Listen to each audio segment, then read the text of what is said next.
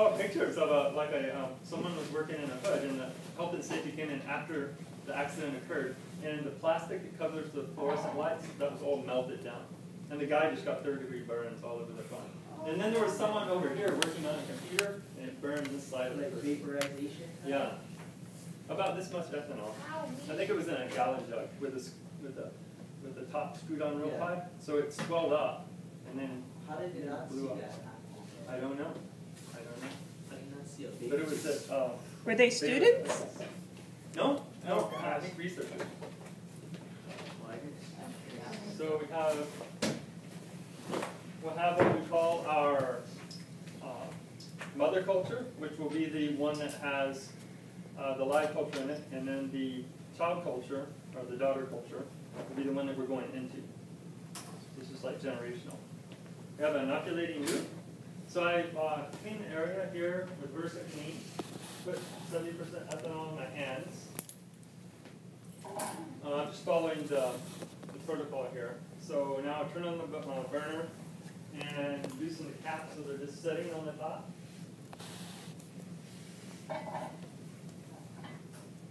But not all the way off because we've got airflow in here. So we're going to have air getting into our tubes fairly easily. We saw what happened with our other place. Matter of fact, I don't know if this is the best place. Let's go press on air coming down from that vent. If you look around the air vents, they all have holes.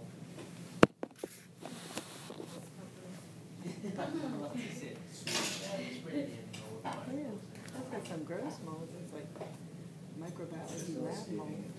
Yeah, see that flame blowing up there? Move over here a little bit. I don't know about working under a bunch of burner, right? It can create a little bit of a sterile environment itself. Just working under the.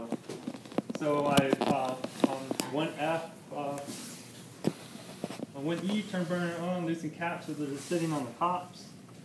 So you should just be able to be lifted on and off. Flame sterilized inoculation loop.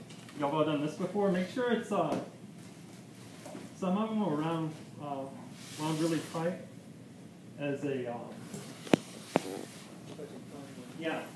Some of them are actually 2 wires that have been pushed together, and some of them are 1 wire with a loop that doesn't connect. It's actually it touches the wire in a loop, but it doesn't make a complete continuous loop. I can see that. Actually, 2 different types. I would prefer to use this one. This is the superior one. This is like the cheaper one. See the differences?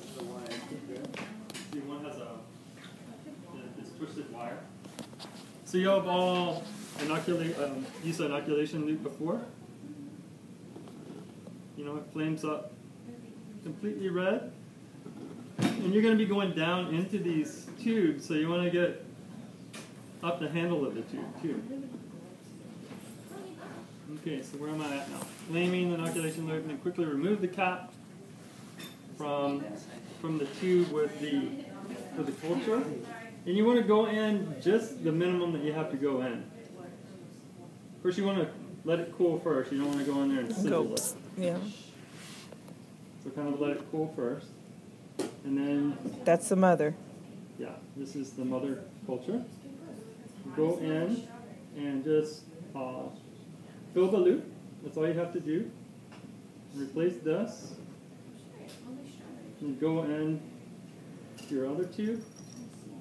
Swirl it around. This all should have been sterilized. And you really shouldn't be talking while you're doing this like I'm doing, because that will ultimately get something into the tubes. Flame this thing again, because it's going to have bacterial residue all over it. To turn red hot like that. Should we be wearing masks over this? It's not on our list for this protocol, but you could if you want to be like extra safe and don't get any in your mouth, or probably What's in those not to be ultra safe. These are just empty tubes, so we're just doing a mock run, right? So even though these were sterile, I'm going to go ahead and just quickly flame them before I close them, just to make sure nothing's been introduced around the left. Usually that's where, if you're going to get contamination, it usually starts at the lip of the tube.